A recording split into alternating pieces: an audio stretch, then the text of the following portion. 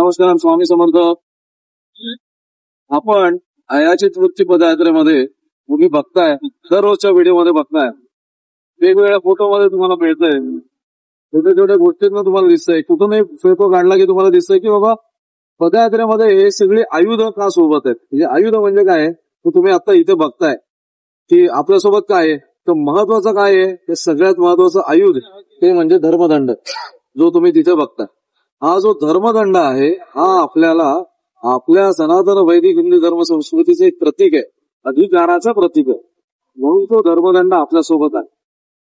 तिसरं महत्वाचं काय आहे की आपण ज्यांच्याकडे चाललेलो आहोत ते अक्कलकोट स्वामी महाराज आहेत आणि त्यांच्या बिरुदावलीमध्ये राजाधिराज योगीराज हे त्यांना पदवी दिलेली.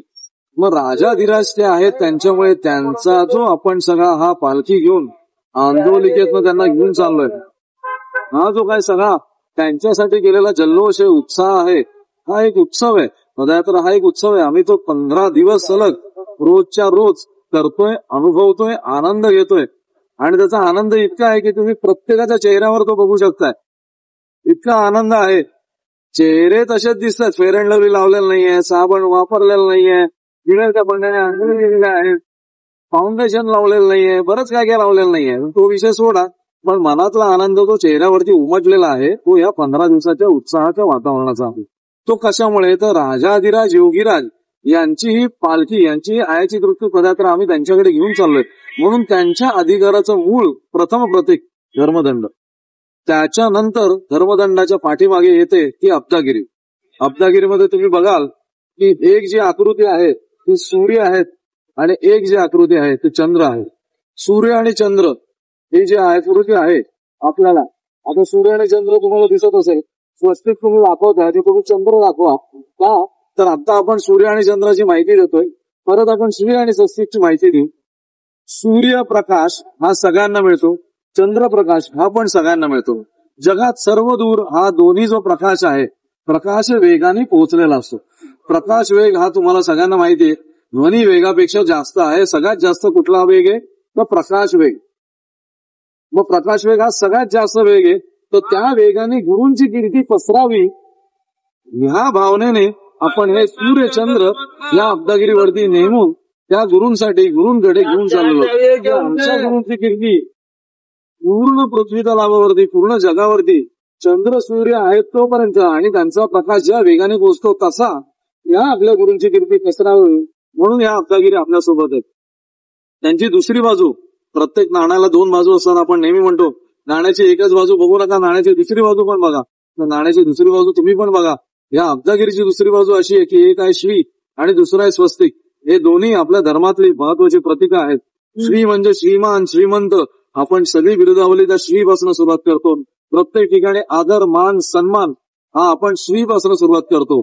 त्याच्यामुळे हे श्री आणि स्वस्तिक हे आपलं तर आधारस्तंभ आहे, आपल्या संस्कृतीचा आधारस्तंभ आहे. त्याच्यामुळे स्वस्तिक हे आपल्या सोबत आहे, अशी अब्दागिरी. त्याच्यानंतर तुम्ही बघताय जे आपल्या सनातन हिंदू वैदिक धर्माचं प्रतीक आहे ते म्हणजे पताका, तो म्हणजे झेंडे.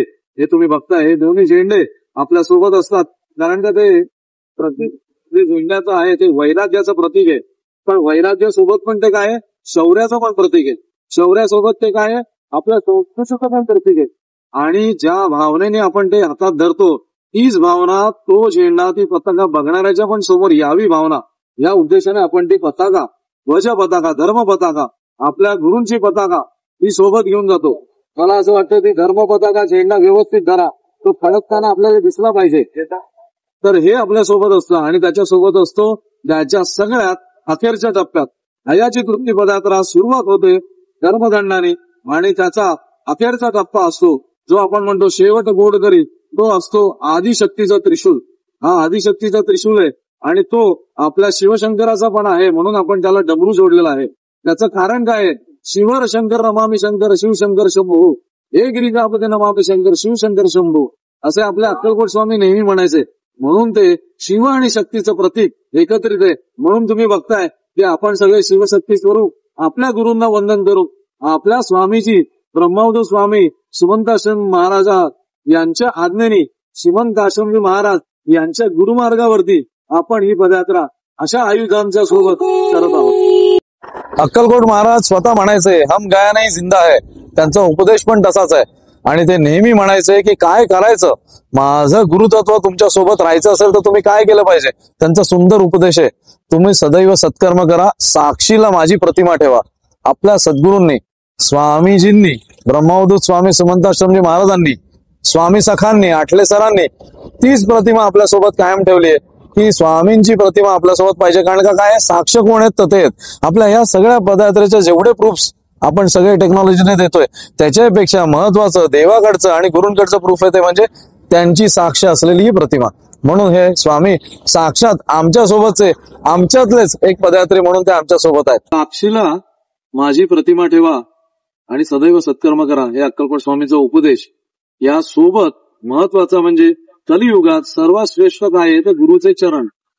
म्हणून आपण आपल्या सोबत आपल्या समर्थवाडीतल्या मूळ गुरु पादुका मंदिरच्या अक्कलकोट स्वामींच्या पादुका आपल्या सोबत ज्या घेतलेल्या आहेत. तुम्ही याच्यात बघता या गुरुपीठावरच्या पादुका ज्या आहेत त्याच्यावरचं जे आवरण आहे, तसंच गुरुपादुका मंदिरच्या पादुका ज्या आहेत त्याच्यावरचं आवरण आपण त्या पादुका म्हणून आपल्या सोबत घेतो.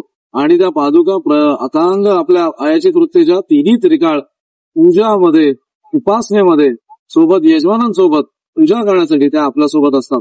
त्याच्यामुळे कलियुगात जे सर्वश्रेष्ठ चरण आहे गुरुचरण, ते आपल्यासोबत आयुध म्हणून म्हणा किंवा आपल्यासोबत साक्ष म्हणून म्हणा किंवा आपल्यासोबत स्वतः गुरु त्यांच्या चरणांनी आपल्यासोबत चालतायत असं म्हणा. म्हणून हे चाल चालितो चाली अयाची तुलकी पदार्थ. स्वामी समर्थ महाराज म्हणायचे, कुळाचार कुलधर्म करीचा व साक्षीस माझी प्रतिमा ठेव. धन्यवाद. श्री स्वामी समर्थ. जय हो. स्वामी हो.